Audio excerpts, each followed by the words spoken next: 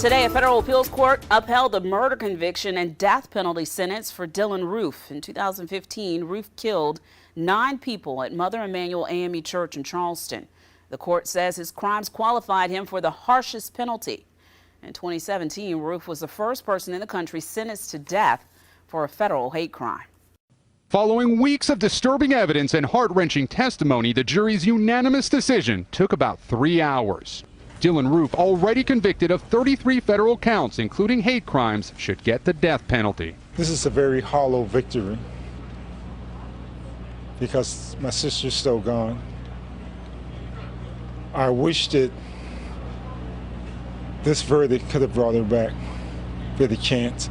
For the loved ones of the Charleston 9, it has been 573 days of agony since the avowed white supremacist walked into the historic Emanuel AME Church and opened fire, forcing survivor Jennifer Pinkney to huddle with her 6-year-old daughter as she called 911. For weeks, jurors saw videos of Roof in target practice, pictures of a chilling journal filled with racist rants. And today, representing himself during the trial's penalty phase, Roof offered no apology for the massacre. "I felt like I had to do it," he said. "I still feel like I had to do it." He told jurors that only one of them had to disagree with the death penalty sentence to spare his life. "From what I've been told, I have the right to ask you to give me a life sentence, but I'm not sure what good it would do anyway." It's very painful because they had to relive this whole night, and it's a story that had no good ending to it. Dylann Roof's family just released a statement saying, "We will always love Dylann, but we will struggle as long as we live to understand why he committed this horrible attack." Now, after the sentence was read, Roof stood up and asked the judge for new attorneys to file a motion for a new trial. Hey, NBC News fans, thanks for checking out our YouTube channel. Subscribe by clicking on that button down here, and click on any of the videos over here to watch the latest interviews, show highlights, and digital exclusives. Thanks for watching. Now to an NBC News exclusive. We won't forget the Charleston 9, the members of a church Bible study group killed one by one in a racist rampage last June. But there were 12 people in that room, not just 9. 3 survivors who were not shot, but who are forever burdened with horrific memories and the question of why they lived and so many others didn't. Today in Charleston, I sat down with the 2 adult survivors of the shooting who, after almost 3 months, are breaking their public silence. It was an emotional and, I can tell you, difficult conversation, but at times it was inspiring. Felicia Sanders keeps her faith close to her heart. I can't help but notice the Bible in your lap. Yeah. That's the Bible you had? Yeah, it's pledge singing. This is the pledge. This is the pledge. It was faith that brought these 2 women to the Mother Emanuel AME Church that fateful night in June. And it is now faith sustaining them after witnessing such horror at the hands of 21-year-old Dylann Roof, who turned on them, prosecutors say, driven by racist hatred. We were just about to say the prayer to be released. And he caught us with our eyes closed. I never told nobody this. Eyes were We had our closed. eyes closed. The shots rang out. Sanders was at the Bible study with her aunt, Susie Jackson, her 11-year-old granddaughter, and 26-year-old son, Tywanza. I remember my son saying, "Mama, he shot me in the head."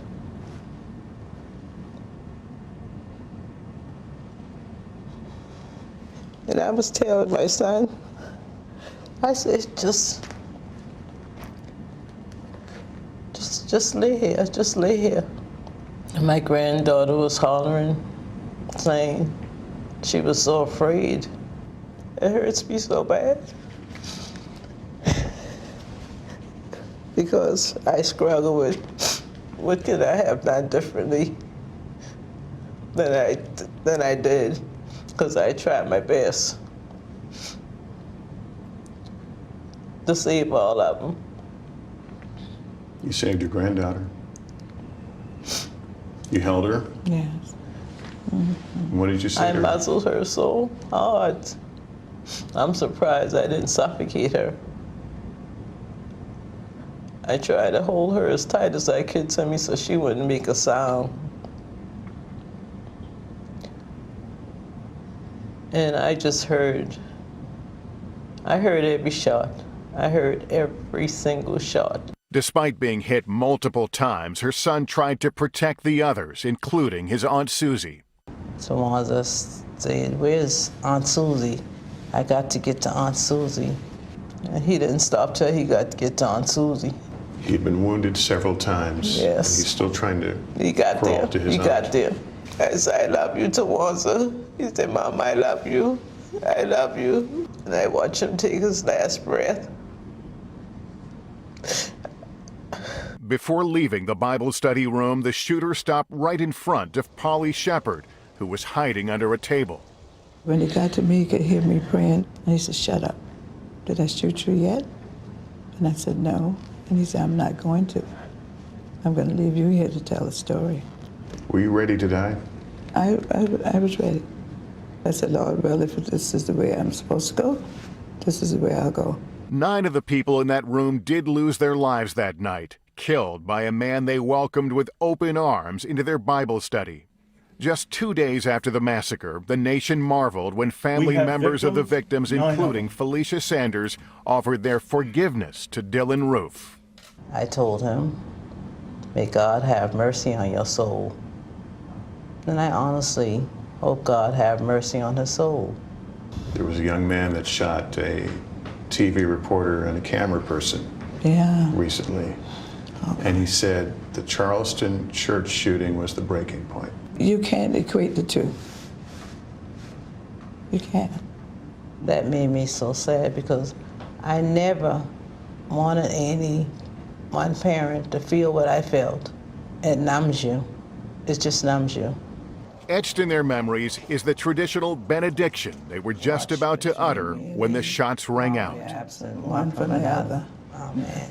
What was your impression of the way the whole country embraced Emmanuel Church? It's amazing. Amazing to see all the love and the caring, and it's just amazing to see everybody together as one nation.